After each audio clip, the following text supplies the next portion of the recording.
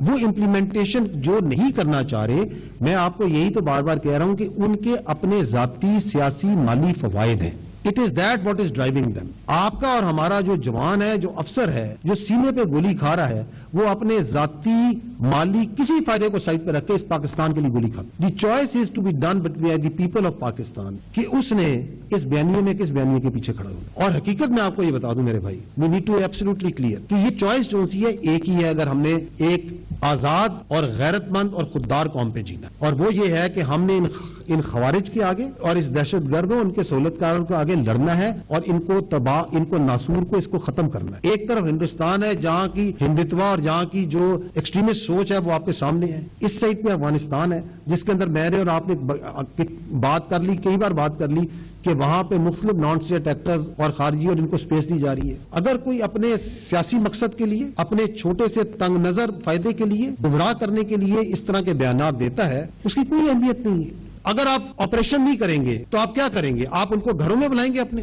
آپ ان کو اپنی روڈوں کے ان کی روڈیں اپنی حوالے کریں گے، اپنے بچوں کا مستقبل ان کے ہاتھوں میں دیں گے، اپنی بچیوں کو ان کے حوالے کریں گے. کیا یہ اسلام جو سا ہے یہ اس کی تشریح کر رہے ہیں یہ خوارج؟ پاکستان کے تمام علماء، تمام مشائخ کی، تمام مذہب فرقوں کی طرف سے یہ نکلا ہوا ہے. کسی گروہ کو یہ حق حاصل نہیں کہ وہ معصوم مسلمانوں کے خلاف کفر کا فتویٰ دے اور فتویٰ دے کر انہیں واجب القتل قرار دے اور عام لوگوں کو اشتعال دلا کر ان سے معصوم لوگوں کا قتل کرائے اور مرضی کے خود ساختہ فیصلے لاگو کرے. اس قسم کے رویے ریاست میں فتنہ و فساد کا باعث بنتے ہیں. اسلام نے امر بالمعروف اور نہی عن المنکر کا منشد طے کر دیا ہے کہ کسی برائی کو تبدیل کرنے کے لیے قانون کے مطابق استعمال صرف بااختیار ریاستی اداروں کا حق اور کسی بھی شخص کو اس ضمن میں قانون اپنے ہاتھ میں لینے کی اجازت نہیں ہے. تو یہ آپ کے علماء بھی یہ کہتے ہیں. آپ نے field marshal chief army staff کی بات چیت بھی سن لی، انہوں نے آپ کو قرآن کی آیات پڑھ کے سنایا کہ یہ ہے حقیقت، یہ ہے سچ. تو وی آر ناٹ امپریسڈ